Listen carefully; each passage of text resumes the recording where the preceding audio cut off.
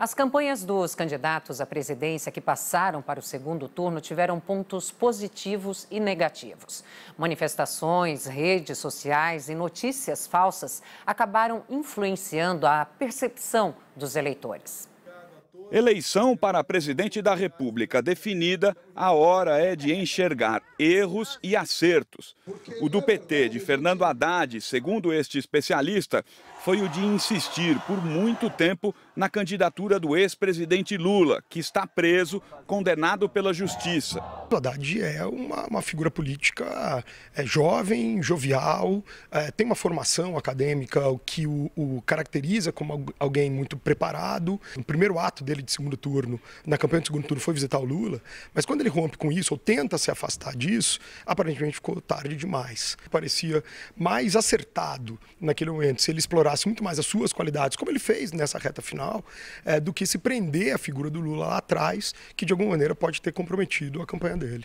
Para o bem ou para o mal, essa foi a eleição das redes sociais. A imagem de Jair Bolsonaro começou a ser construída na internet em 2013.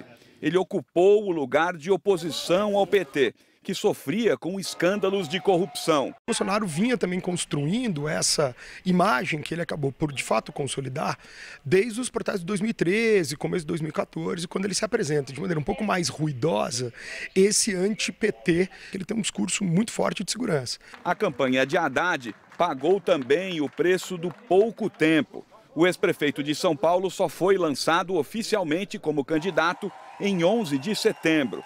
Teve menos de 2 meses de campanha.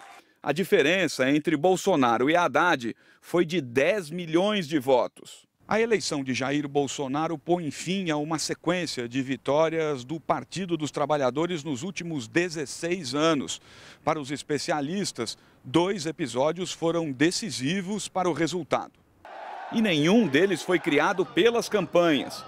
O dia da prisão de Lula, que causou uma comoção capaz de colocá-lo em primeiro nas pesquisas, e o atentado contra Jair Bolsonaro em Juiz de Fora. Naquele momento, as pesquisas diziam que pouco mais de 50% não conheciam ou conheciam muito pouco o candidato. E ele, em 24 horas, se tornou conhecido dos brasileiros. O mais importante não é nem ele ter sido vítima, é ele ter sido conhecido. A partir daí, 100% dos eleitores brasileiros passaram a saber que existe um candidato chamado Jair Bolsonaro e que se posicionava contra o PT. As redes sociais produziram muitas notícias falsas, as fake news, mas também aproximaram o eleitor de forma inédita. Fator interessante, o governo não vai ter mais esse cheque em branco que tinha antigamente. Se falava, amanhã já estão cobrando do Bolsonaro, você pode ter certeza absoluta. Não somente os eleitores do PT, mas os próprios eleitores do Bolsonaro. Isso também é muito positivo.